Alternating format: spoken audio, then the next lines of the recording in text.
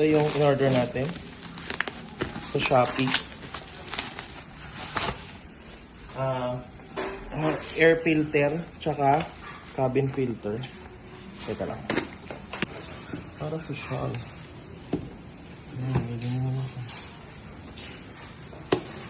Unboxing, no? Pati kamay ko nasugatan.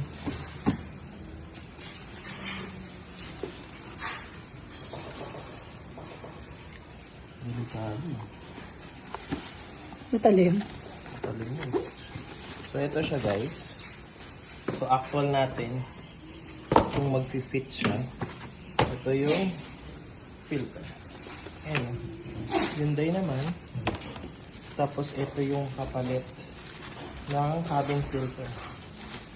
Ano ba? Ito, Air filter yan. Aray ko, sakit. Aray ko. Mukhang legit, ah. Ganda, ah.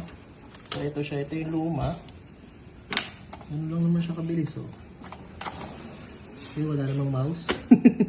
So, ayan yung... Same naman siya. Okay.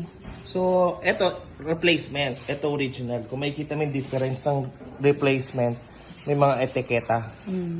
Ito replacement lang talaga. So, hindi naman big deal yun kasi every change oil naman kailangan pinapalitan. So, makikita natin yun kung fit siya.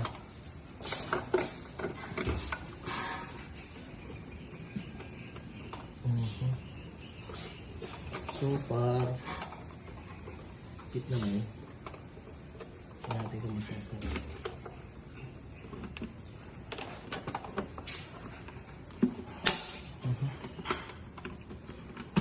Yan. So, fit. Ano siya? Okay. Filter. So, saan yan?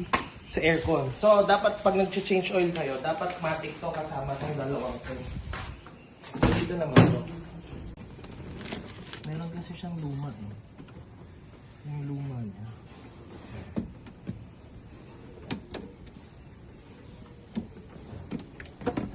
Ito actually yung stock niya. Ito oh. Hindi ko. So, hindi naman siya dapat disposable. Pero kasi, hinat-ngat na siya ng taga. Okay. So, palitan na lang natin.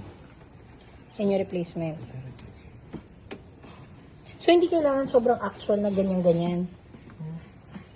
Oo, pwede kasi itong lang. Pero, kasi ito kasi talaga, hindi siya disposable. Ano siya, yung original, Oo. siya disposable. Kasi, ganyan nga. Dahil hinat-ngat na ng daga. Yung disposable na lang. Hindi niya na, tsaka hindi eh. Sa aircon siya. May aircon sa bahay. So, para mas maganda yun. Kasi pati yung amoy sa labas, di mo na nakikita. So, yun lang.